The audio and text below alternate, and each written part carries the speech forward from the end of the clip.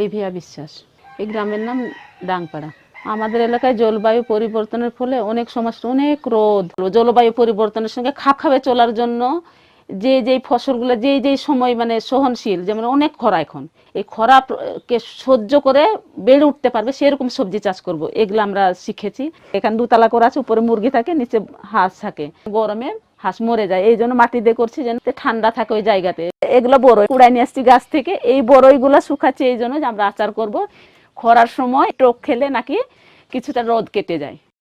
জলবায়ু পরিবর্তনের ক্ষতি কাটানোর জন্য আমাদের অনেক কিছুই আছে, যেগুলো আমরা প্রতিনিয়ত ব্যবহার করে থাকি, এখনো ব্যবহার করছি। যেমন এই যে আমার মাটির এই গোলা, এই গোলার মধ্যে আমরা ধান সংগ্রহ করে থাকি, আর ভেতরে ঢালে রাখি। আর যখন কোনো পোকামাকড় যেন না লাগে এই জন্য এই নিমের পাতা ব্যবহার করে থাকি। ভিতরে কিছু দূর ধান দিব, তারপর আবার নিমের পাতা দিব, এইভাবে আমরা উপর পর্যন্ত দিয়ে থাকি।